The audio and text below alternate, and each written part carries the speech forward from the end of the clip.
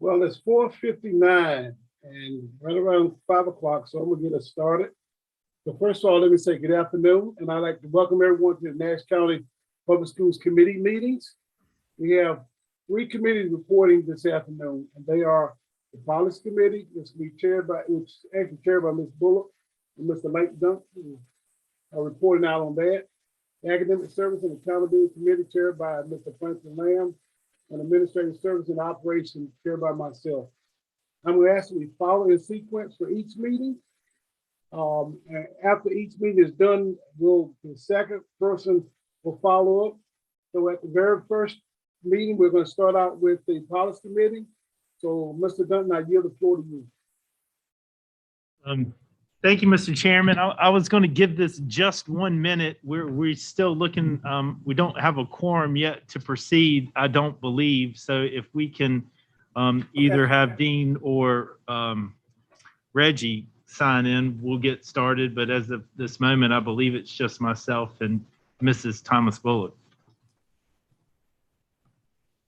Okay, let me follow Mr. Silver because I know he's trying to log on and see where he is. All right. Speak of the devil, here we go. I'll do a quick roll call and then we'll get started with this month's policy committee. Our chairperson, Mrs. Evelyn Bullock, will not be joining us today. Dean Edwards, Mr. Reginald Silver. Reggie, can you hear us?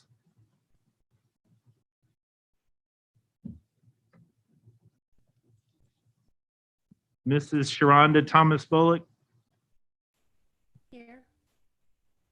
Myself. And just wait 1 second while we get Reggie plugged in.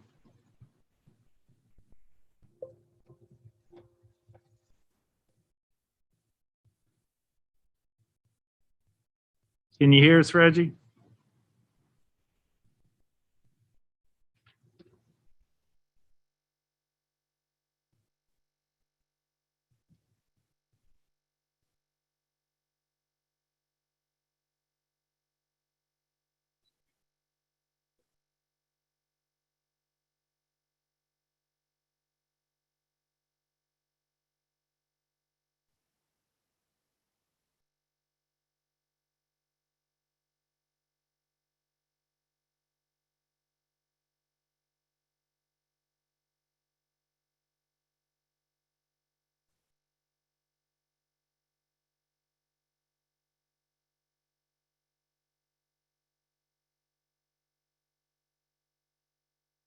He's on mute.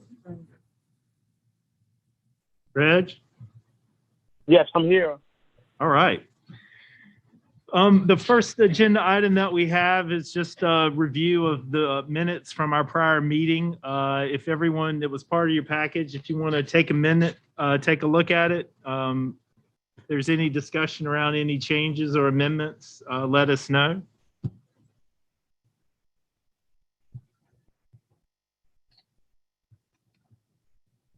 Hearing none, we will just accept in our minutes as presented without change this time.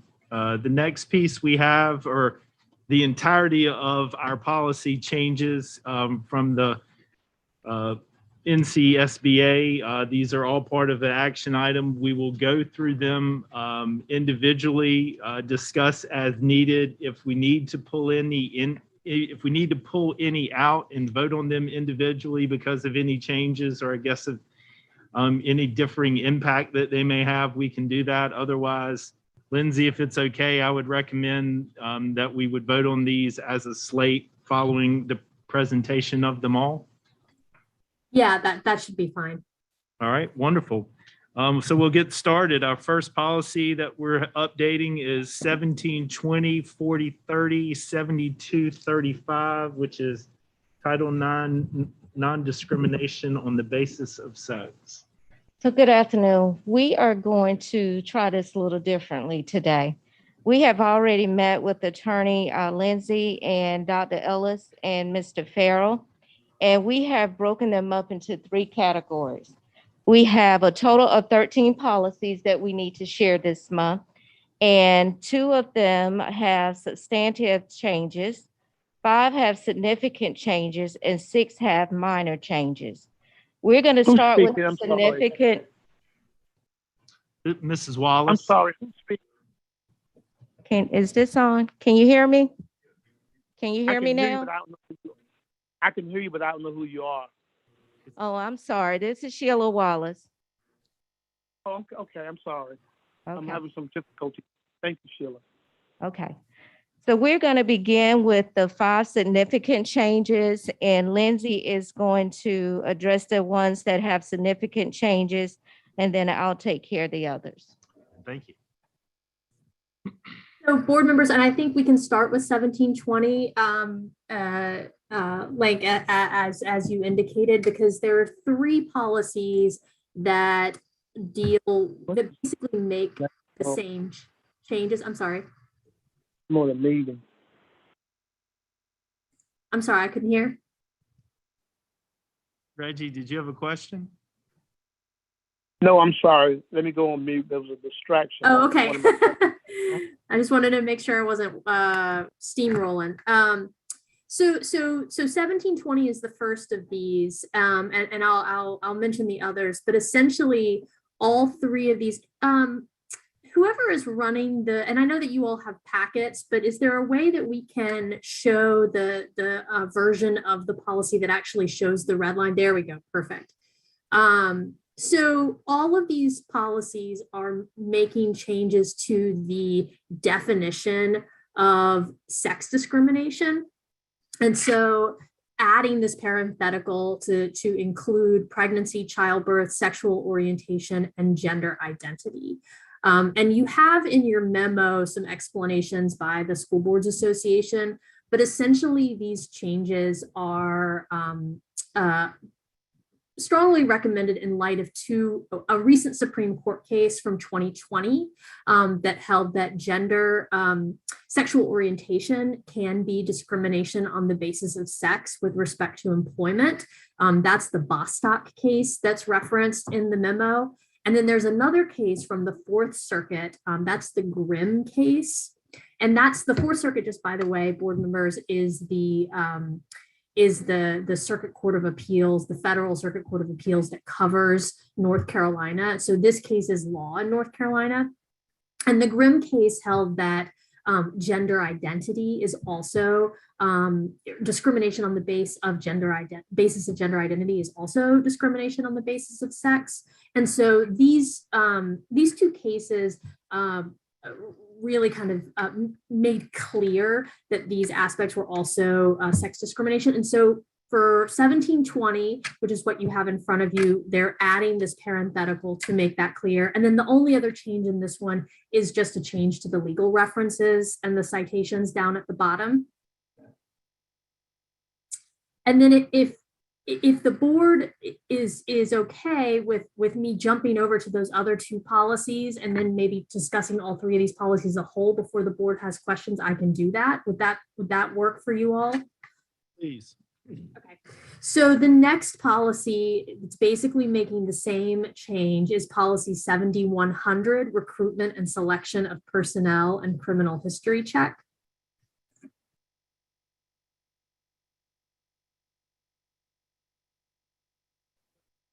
$7,100. There it is. Yes, 7100.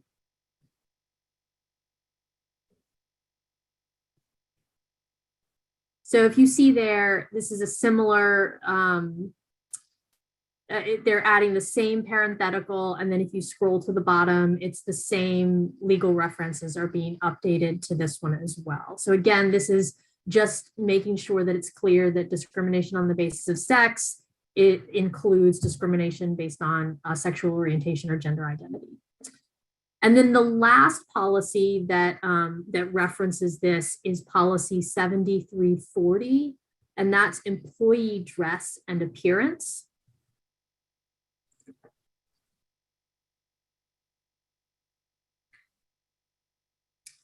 And so this is a little bit different. It doesn't specifically have that same parenthetical, but what this policy does is it essentially adds some, makes express some requirements that were kind of already implied in the policy, but it says they have to be gender neutral. And that's essentially the reference to the Bostock case and the Grimm case, right? Is that we want to make sure that our dress and grooming policies don't make a differentiation on the basis of sex, because otherwise, we have to be a little bit aware of sex discrimination that could arise out of that.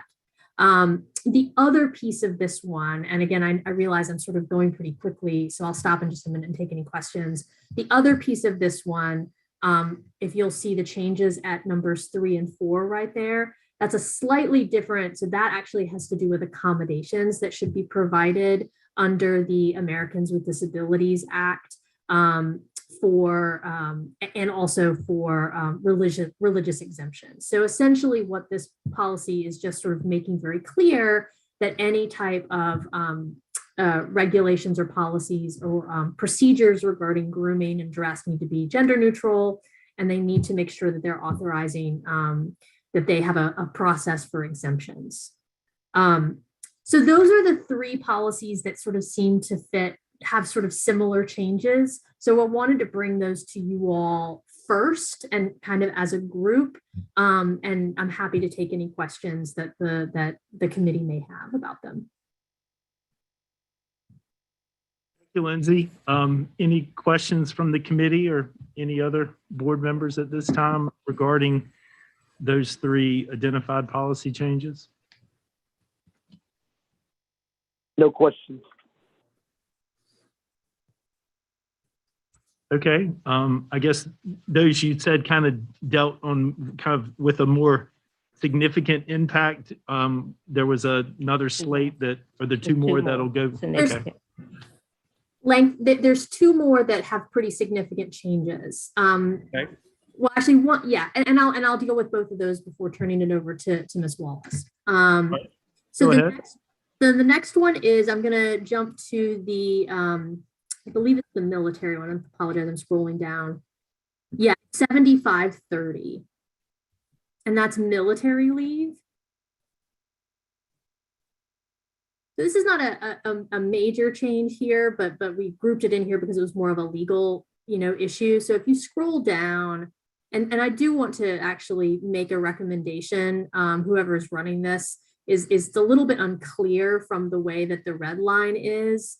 The parenthetical there. So basically what this says is has to do with reinstatement after an employee has gone away for military leave. And it just basically talks about which rules apply to which types of military leave.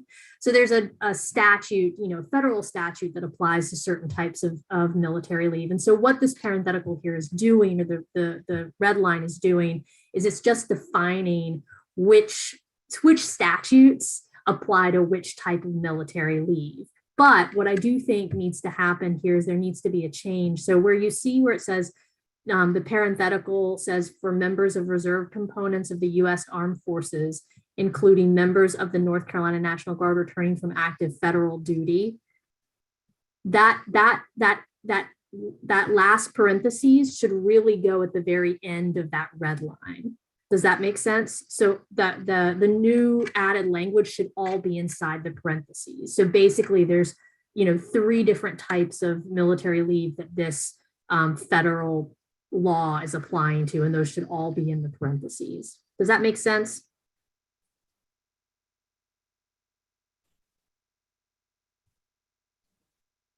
All right. Anything else on 7530, Lindsay? No, that's it. That's the only major change. Okay. Any questions on that from the committee or the board?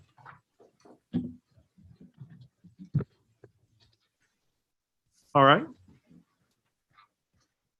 Oh, no, actually, I'm sorry. I apologize. I'm watching what we're doing on screen. The red line should, the parenthetical should go after president. It's at the end of the red line there. There you go. Perfect. Thank you. Okay. So the last one, and this is a lot on this one. So if you'll take a look at 8305 Federal Grant Administration.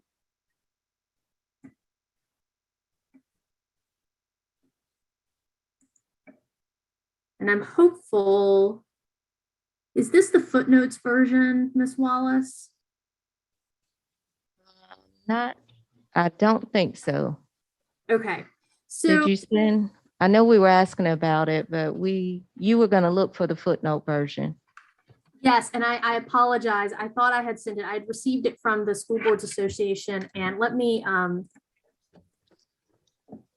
thought I had forwarded it on. Bear with me one moment, because I want to make sure that we have this.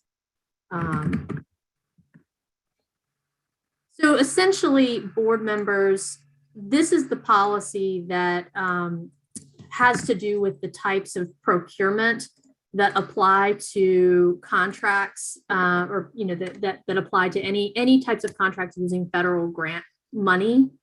If you look at your memo, the School Boards Association strongly advises that board members and members of the administration, employees, school system employees who are responsible for overseeing contracts and procurement take a look at the footnotes. So basically what the School Boards Association has done is they've updated this policy based on some changes to the federal laws that and regulations that apply to these types of contracts. And so the red lines that you see here in the version that we have pulled up, these all have to do with just they're mostly minor changes.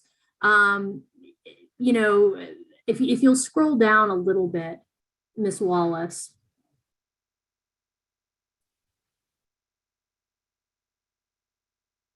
Most of these are, when I say minor changes, they're pretty granular in terms of the types of requirements that apply to these contracts. The real major changes are actually in the footnoted version. So the School Boards Association does typically provide a footnoted version of these, and the footnotes for this particular policy are very extensive. And there are a lot of changes in those footnotes. And really all that means is it's just changes to explain the law or to try and explain the law, right? So Ms. Wallace, I forwarded you a copy of the footnoted policy. Is there somebody else that I should forward it to see if we could get it pulled up for the board members?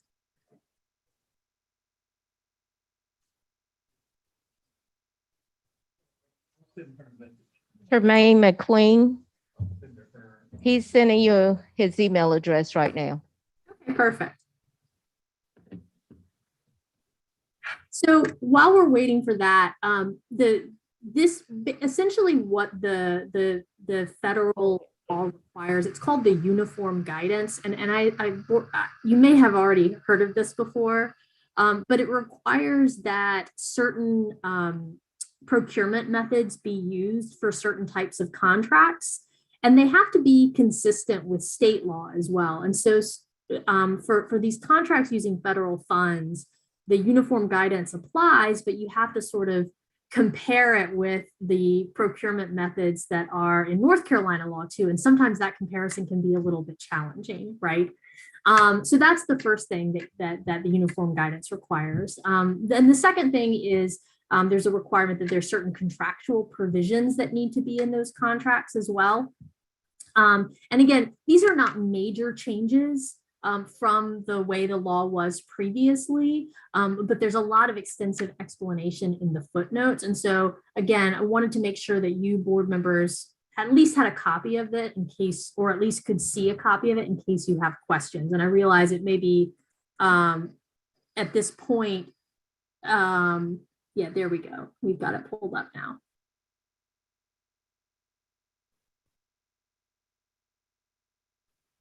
Okay. So we have it pulled up here, and if you'll scroll through, you can see some of these footnotes. And there's a lot of major changes. I don't think this is the redlined version of the footnotes, but anyway, these are the extensive sort of legal provisions that are in these footnotes. I'm happy to take any questions at this point. You know, again, this is something that typically, you know, I and Rod Malone, we spend a lot of time working with districts about the provisions of these. So typically your administration is not, you know, out on their own in terms of implementing these types of contracts. But I did at least want to make you aware that's it's a pretty extensive set of procedures.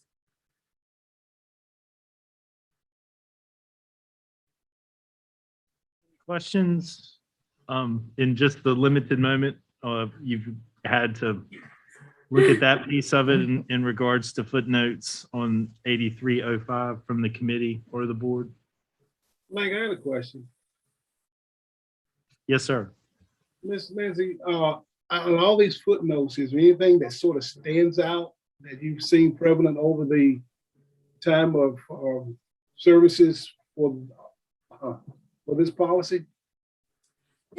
There are no, I mean, the changes are extensive to the footnotes, but they're mostly just changes to the footnotes that are putting additional information in the footnotes that was already in the law. So, I mean, I think the major pieces to be aware of are, you know, making sure that whatever type of contract that, you know, if it's a contract that might be using federal money, making sure that it's being bid as appropriate under the uniform guidance. And the second is making sure that the contract has the required contract provisions. Those are the two main things. But again, like I said, there's a lot of edits to this, but I don't actually think they're edits based on, you know, major changes to the law. Thank you. You're welcome, sir. All right, so those are the five for our review that are containing what are deemed significant changes. I guess moving on from there to the next group. Okay. So next we have two policies that are substantive changes. The first one would be policy 7130. It focuses on licensure.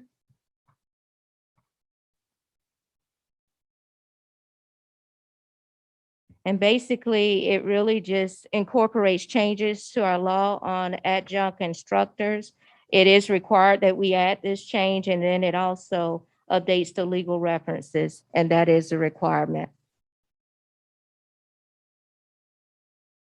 Thank you, Ms. Wallace. Any questions as you've had a minute to review that from the committee or the board? Next one. Okay. The next one is policy 7820. Focuses on personnel files. There are a few changes there. However, the first change is optional. In section F, it deletes subsections 4 and 5. 4 and 5, there you go. That information is not required. It's optional for us to remove that or not. It is understanding that few school systems continue to publish employee directories with extensive information envisioned by the policy. The recommended changes is it includes minor editorial revisions. Just scroll down. Yeah. And there are no legal references to this particular policy.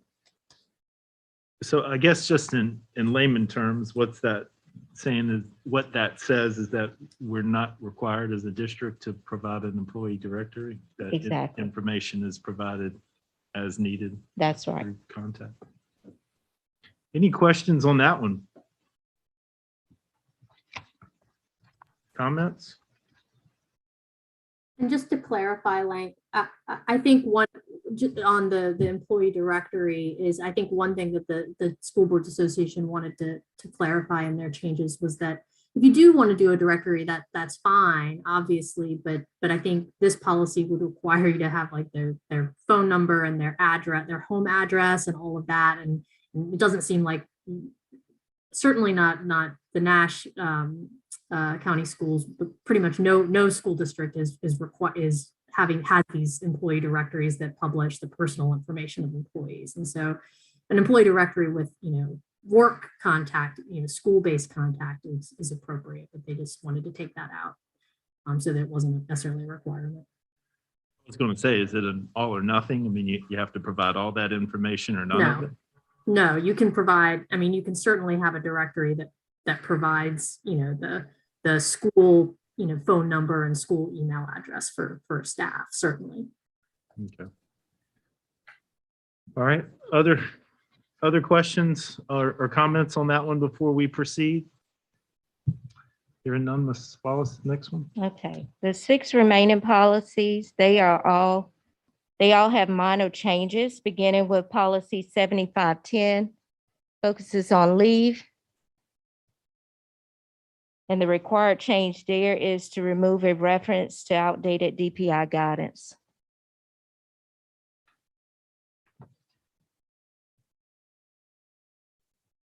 Any questions for 7510? Don't believe so. Okay. The next one would be policy 1725, 4035, 7236. It's Title IX, sexual harassment, prohibited conduct and reporting process. It does add a new reference that is recommended, and it is in the legal. It's long, isn't it? There you go.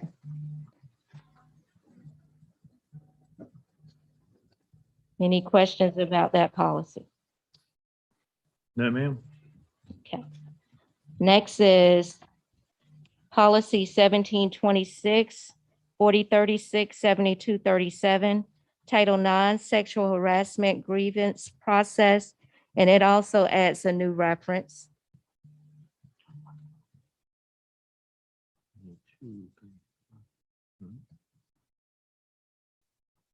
Any questions from the committee or board members for Ms. Wallace on that one? All right. No. Okay. Policy 7110, information provided by applicant or employee. There are 2 recommendations on this policy.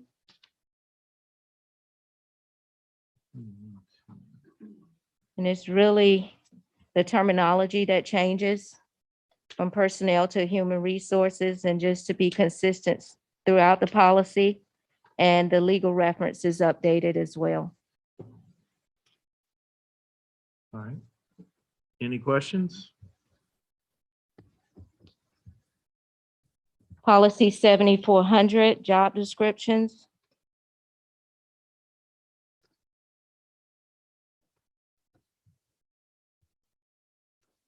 It updates the terminology, and it's in place for consistency with other policies, and it is recommended. All right. And the last policy, 7520, family and medical leave.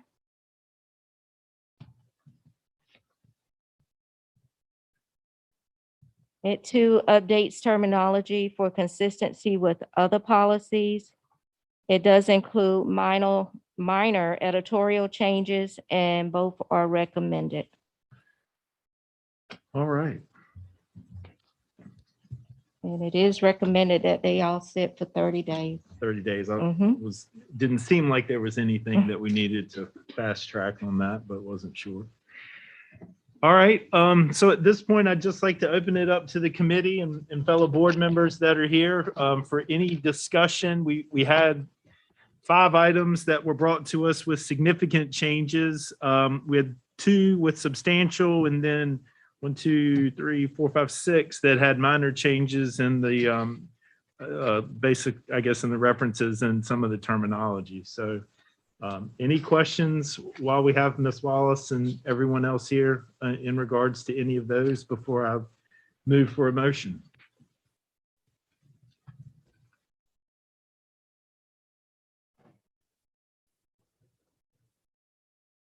Lane, Yeah, Dean. good evening. Sorry, I'm running a little bit late. My apologies. Just one question about the FMLA policy. It didn't have anything to do with the changes that were recommended, but I was just wondering, and I may have just totally skipped over it, just reading through it, but is there any reference to a employee or an employee cannot do secondary employment while on FMLA leave? Is that clarified in either one of those policies?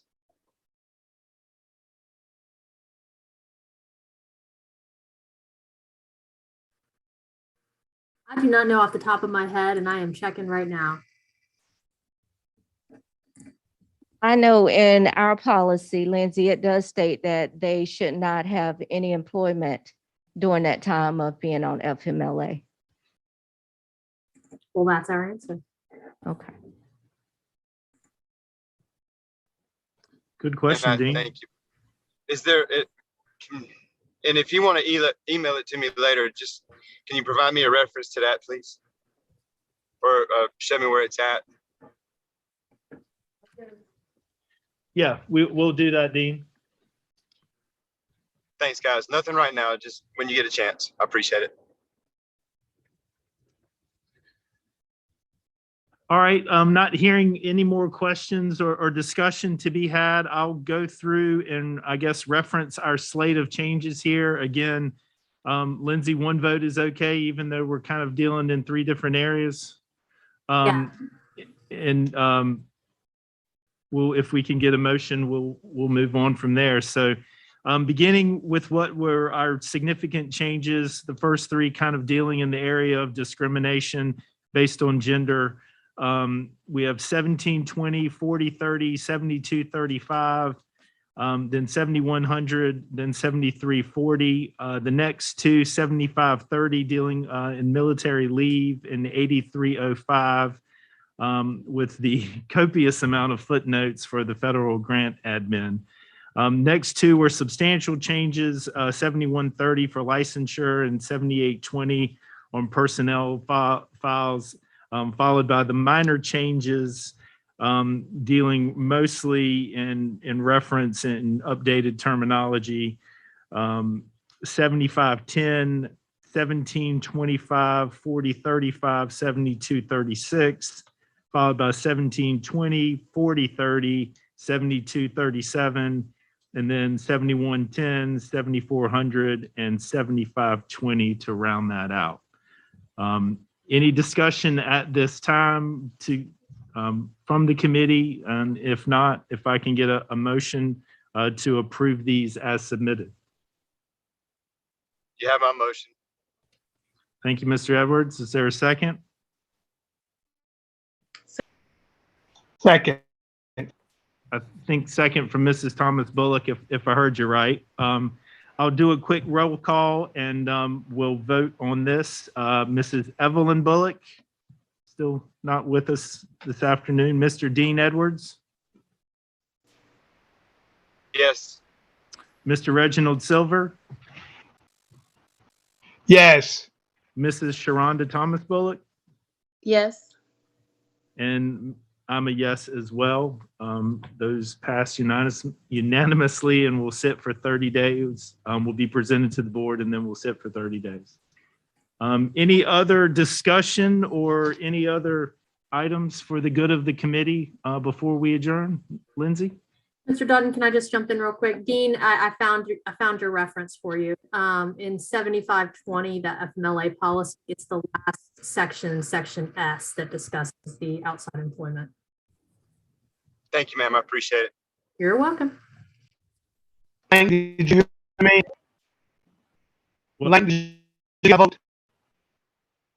I can't quite hear you there, Reggie. Vote. Yeah, I did. I got your vote. Yes, sir. Sure did. Sarita, is there any other thing that we need to cover before we? All right. Thank you all for your time this evening. Appreciate you getting that done and your attention to all these. And with nothing less for our committee, I will adjourn us at this time.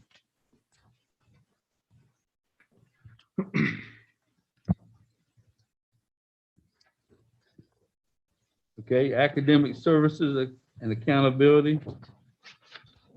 Any questions about the minutes? Last meeting? I will call the roll. LaShonda Washington. Here. Reggie Silver. Reggie Silver. Ms. Thomas Bullock. Here. Chris Bissett. Here. Reggie Silver. Okay, without further ado, Spanish Immersion Consolidation, Yolanda Wiggins, for information only. Good afternoon. Good afternoon. Wait for our presentation to be pulled up. While that is coming up, I will be talking to you this afternoon about the consolidation for the dual language program at the southern end of the district. We have 3 sites in the district. So we have a dual language immersion program in its 5th year at, we have one at Middlesex Elementary School, we have one at Bailey Elementary School, and then we have one at Winstead Avenue and Inglewood. They're considered as one site because they're K-5. So this particular presentation is going to be about the consolidation of the programs at the southern end. So you can go to the next slide. So the what is the consolidation of the Spanish immersion programs for Bailey Elementary School and Middlesex. The when is next school year. So we're bringing you this information because we want to go ahead and start planning so that we can notify parents so that we can be ready for next school year. Where we're looking at consolidating the 2 programs is on the Middlesex Elementary School campus, and I'll be going into details as to why they were chosen. And then who is going to be most impacted will be our students and our parents at the Bailey Elementary School, as well as the teachers at the Bailey Elementary School site, because those are the students that are going to be, if the parents elect for them to remain in the program, they will be the ones that will have to transition to Middlesex. So the remaining of the slides will focus on the why and then the how. The main reason that we are having to do the consolidation is the low enrollment numbers. So we're in our 5th year of the program. So if you look at the bar charts here, you'll notice that at Bailey Elementary School, the enrollment has steadily declined. Our kindergarten classroom now at Bailey has 8 students. So we're really not able to maintain. So this particular consolidation actually talks about it, started pre-pandemic. And the pandemic, as we know, messed up a lot of different things. So Dr. Hicks, who was over the special programs prior to me, he had already started the works. But we wanted to just kind of see how things were going to play out. But if you notice, the teal colored bar, that was that was last school year. So 2020, 2021. So across the board, Bailey, Middlesex, and Winstead Avenue, you notice that there was a decrease there. That was because a lot of parents were wary of the program. I mean, you're starting kindergarten and you're starting it virtually. It is really hard to teach little kids virtually, kindergarten, and you're talking about content and additional language. So we saw the decrease there, but we were hoping that it would rebound. It did not rebound at Bailey. It did a little bit at Middlesex, and it did at Winstead Avenue. So that's one of the main reasons, is the low enrollment numbers. You can go to the next slide. So why Middlesex? Middlesex, they have about 60 plus students that are in the immersion program, as does Bailey. But at Middlesex, 23% of their student population makes up the immersion program versus about 12% at Bailey and then 9% at Winstead Avenue and Inglewood Elementary School. So if we were to move those students, Middlesex to Bailey, that would be a huge hit for Middlesex. And in addition, the program is thriving a little bit more there. So that's one of the main reasons why we chose Middlesex. It's also close to Wake County. This particular program attracts and retains students. I know when I was principal at Winstead Avenue Elementary School, I had parents that would call me and say, do you have the immersion program at Winstead Avenue? And say yes. And so they would intentionally move within the Winstead Avenue school zone so that they could be in that particular program. So it does attract and retain students and families. Another reason for Middlesex is that it's a smaller setting. So it's going to allow us to be able to have a more streamlined focus.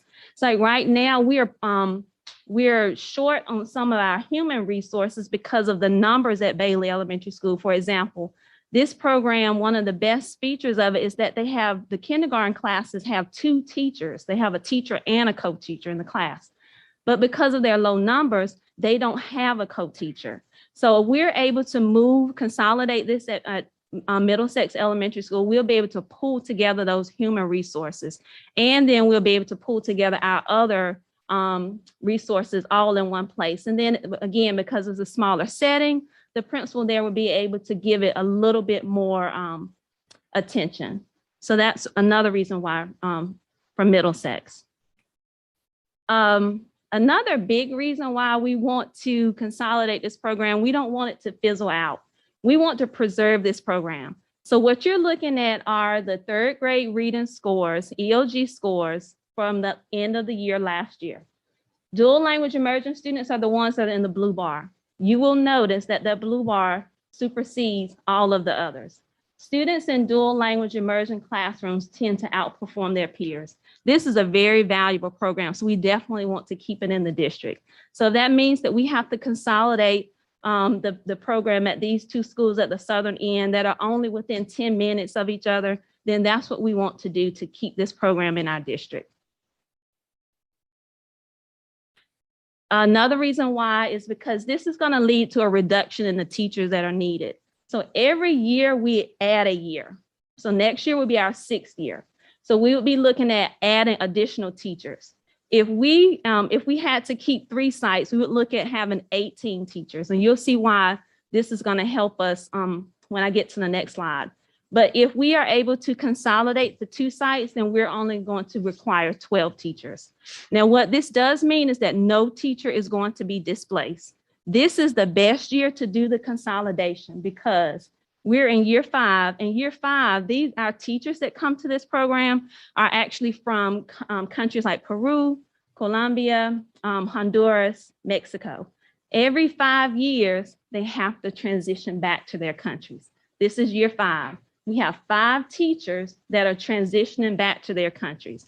So then that means that the teachers at Bailey Elementary School, we will be able to easily place at either Winstead Avenue, Inglewood Elementary, or Middlesex. So this is a good year to do it so that we're not losing our teachers. Everyone will have a space. Another why is that this will be a cost savings. So we partner with an agency called Participate. They help us with the fees. They help us with getting with visas, bringing our teachers over to the country with professional development, hospitalization. There are a ton of things that cover that Participate fee. Well, with less teachers, we're looking at about a $93,000 cost savings there. And because we won't have to do the additional classes at Bailey, we will have about $7,500 cost savings for textbooks, $5,000 for some set-asides. That means that every time we add a new class, we have to give them funding to build their classroom because these teachers come over with just about a couple bags. So we have to help them to build their classroom and with Spanish resources.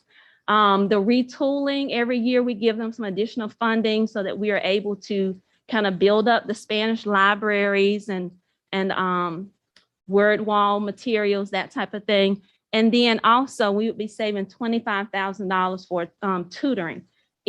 Our students are in full immersion in kindergarten and first grade. It's not until second grade that they actually start learning to read and write. Of course, they already speak English, but to start reading and writing English. And we hired retired teachers as English tutors for that. So we're able to consolidate. That will be additional savings. So a couple more slides. The how. We want to make sure this is as smooth a transition as possible. So in February, we're going to start talking with our teachers. This is not going to be the first time that they've heard it. We've already started planting some seeds with them. I know that Dr. Hicks did prior to his leaving. And then I also made mention of the possibility of this coming at the beginning of the school year. So this would be kind of an official notification of the teachers. We'd be also talking with our parents, surveying them to see who's going to want to continue with the program. In March, we'll be looking at some virtual school visits because we want the parents at Bailey to be able to meet the teachers and the administration at Middlesex. In April, we will be looking at finalizing our teacher assignments and then our program models for each one of the sites. And also in April, we will be what we're going to do is to make sure that those teachers who are reassigned are partnered with current teachers who are still there, namely those 5 that are getting ready to transition out that have collected 5 years worth of resources. We're going to partner them together so they're able to transfer that knowledge and those resources. And then in May, we would look at some in-person visits for the parents and the students at Bailey to Middlesex. And finally, we will, to help to encourage the parents at Bailey to continue with the program, we will be able to provide a shuttle bus for them to Middlesex.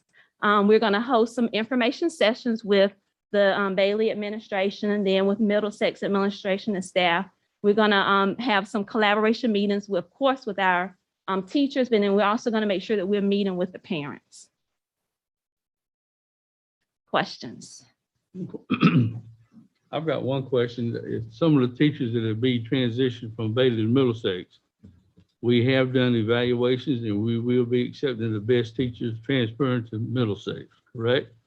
Yes, well, if some teachers are not, I mean, when you have evaluation, you're gonna have some that are not proficient. We need to let them go on back. So there's actually a district, an HR policy that states that teachers who are not in good standing cannot transfer to other schools. So any teacher that's not in good standing would not be transferred. Okay. It's a good question. Any other committee members have any questions? I do, Franklin. Okay. One thing that caught my eye, this is Chris Bissett, was you said, the teachers come with basically nothing. So we have some funds that kind of help them start their classrooms. Yes. So is that program grant funded or does it come out of our budgets? How do we fund that portion? So it's budgeted from various budgets. And one of them is a Title I budget that helps with some of those particular funds. Yes. Okay. And you may not know the answer to this, but do we offer that same new teacher thing to, say, a local person that graduates from, say, East Carolina? We hire them as a first-year teacher. Do we have funds available to offer them to help start their classroom?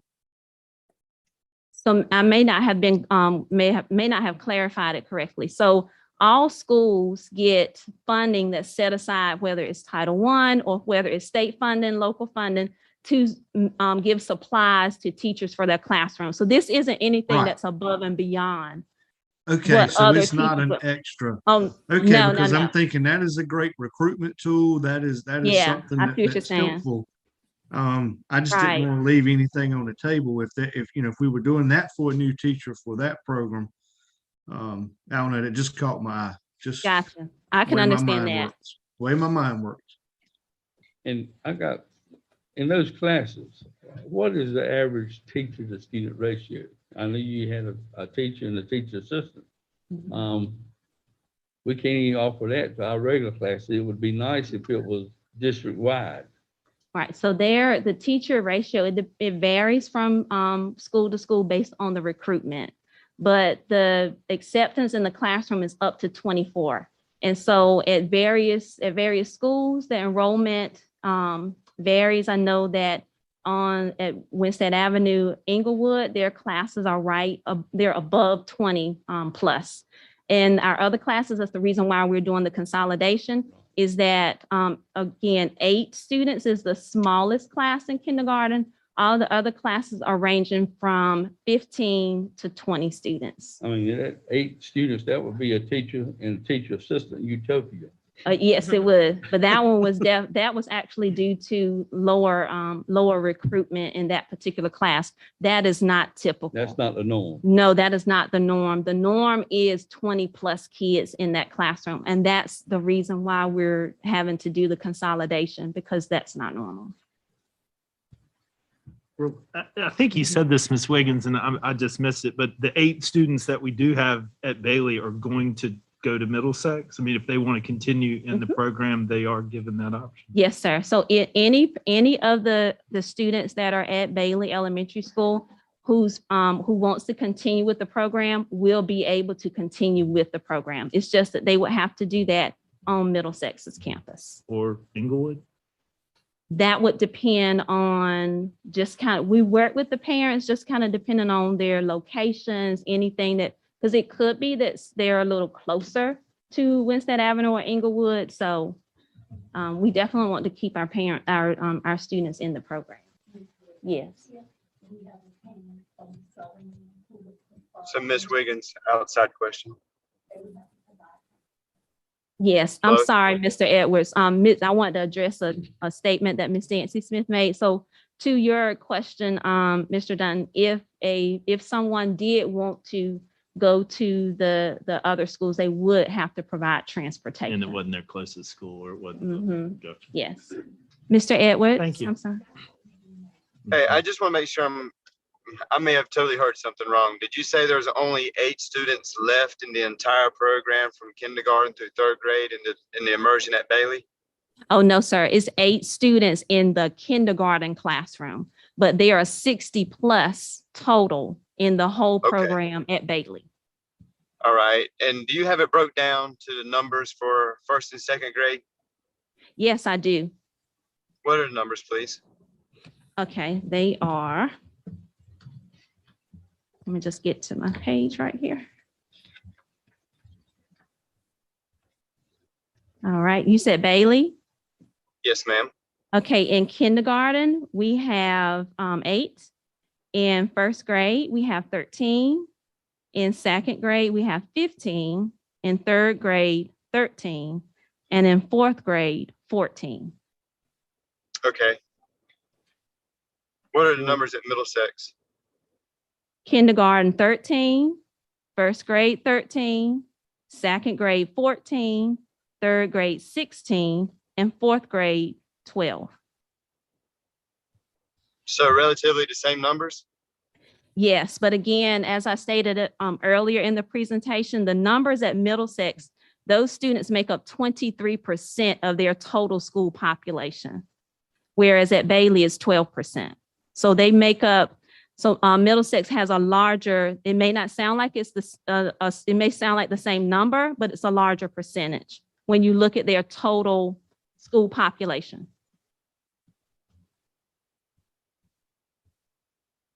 That really shows me when you show the end of grade scores. Yeah. That's a proof right there that class size doesn't matter.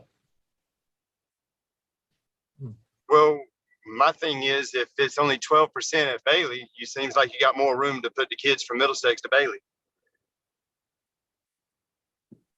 It seems like it would be more room, but as I explained earlier, that would be a larger percentage of students being taken away from the Middlesex community. It goes back to the population of the entire school. Because kindergarten at Middlesex was still growing, right? Yes, it is. So are you going to be able to keep that ratio down below 20 students for your 1st and 2nd graders? It varies from, honestly, Mr. Edwards, it varies from year to year. So it all comes back to the recruitment efforts in the class for the classroom. Right. But isn't there a law that we've got to keep them below? Is it the number of 20? Oh, well, Year 2022? For the class size law does not apply to dual language immersion classes. But they still, okay. but they still run around the same size as the other classes.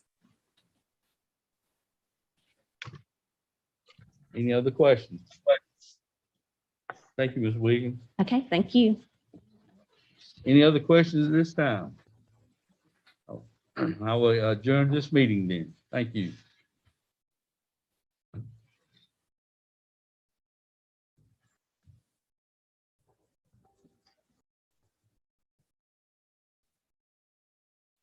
Good evening, folks.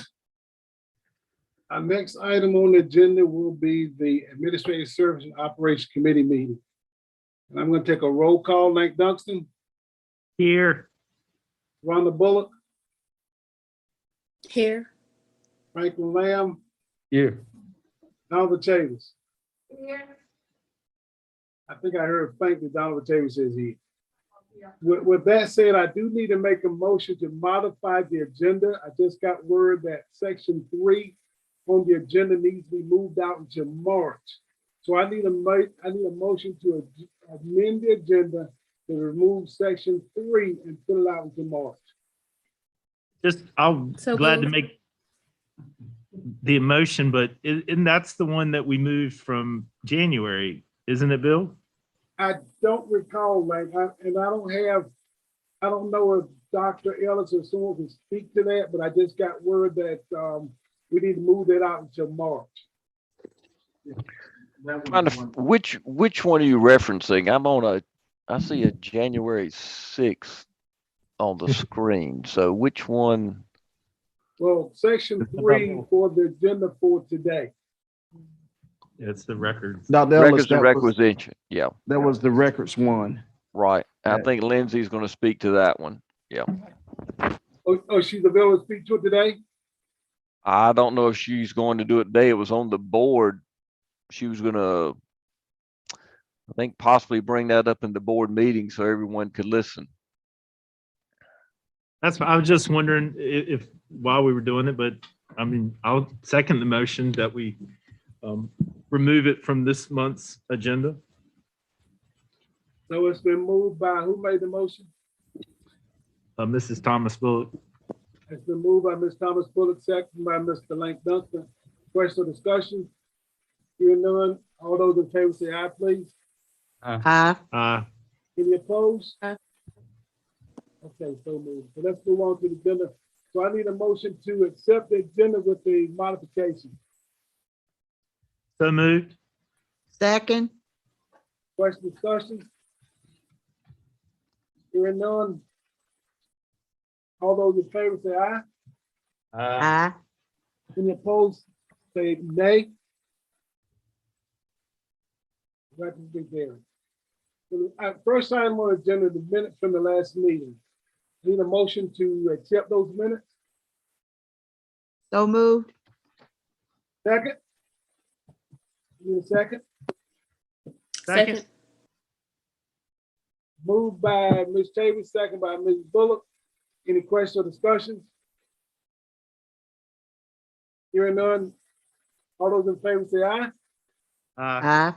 Any opposed? So carried.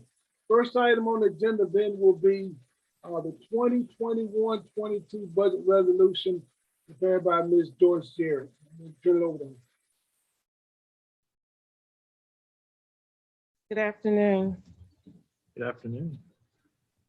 We had previously been operating using a continuation budget prior to the board, prior to the state budget being approved in November.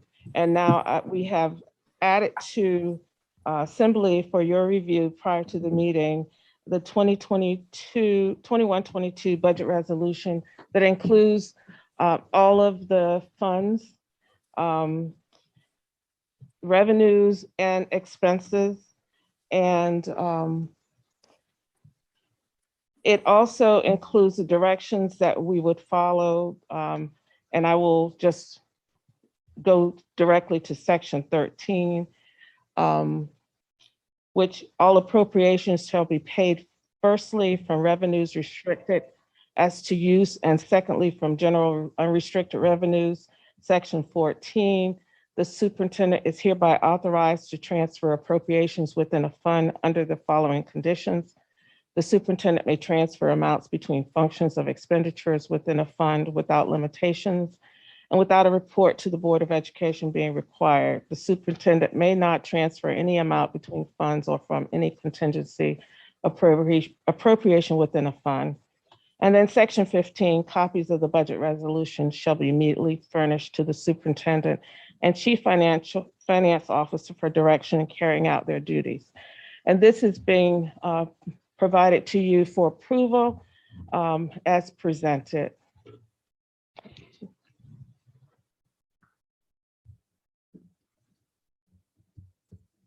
Any questions? Amen. Okay, we'll vote them all at once. So the next one is Ms. Jarrett again. Yes.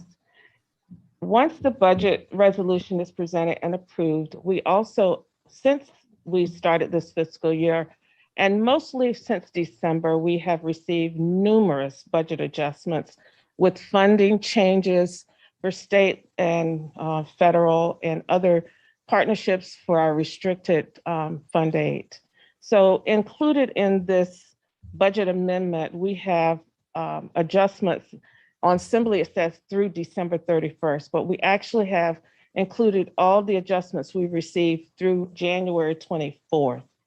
So we're asking for approval of all the amendments that are listed in the report that's been provided for approval.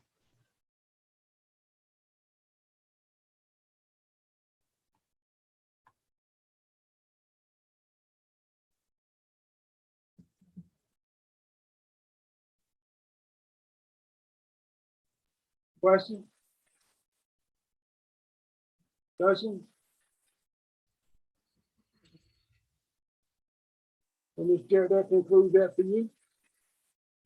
Thank you. Ms. Jarrett, before you leave, first of all, I understand this is your last day with the board. Yes, it is. Let me express my appreciation for the hard work and dedication you have committed to this district. Your work has not gone unnoticed. Thank you for stepping in and helping us pull us out of some treacherous waters when you first came aboard. So thank you so very much for your service, and we really appreciate it. It's been my pleasure.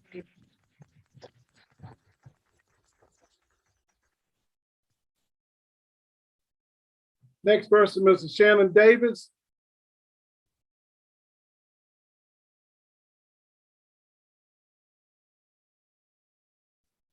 Good afternoon. Good afternoon. Afternoon. This item is for school nutrition freezer purchase as well as relocation of the child nutrition warehouse. Child nutrition warehouse is located on Nutrition Street in Rocky Mount. This location is not the most centralized location to service the schools in the district. The freezers and refrigerator at the facility are in desperate need of replacement. It's large enough to store food for all the cafeterias and throughout the district. With the use of ESSER stimulus funds, these freezers and the refrigerator can be replaced without the use of local funds. This would also be a good time to relocate their warehouse. The facility could be placed behind the current purchasing warehouse in Nashville. The attached document, which is shown on the screen, shows the approximate location of the new facility. The loading dock at the current purchasing warehouse could be utilized by child nutrition staff, and this new location will be more cost-effective and efficient for the department staff. The fiscal implications: the freezers and refrigerator will be purchased with ESSER stimulus funds, and the building will be purchased with capital outlay funds. Superintendent recommends staff proceed with securing quotes associated with relocating the child nutrition warehouse and replace the freezers and the refrigerator. Any questions?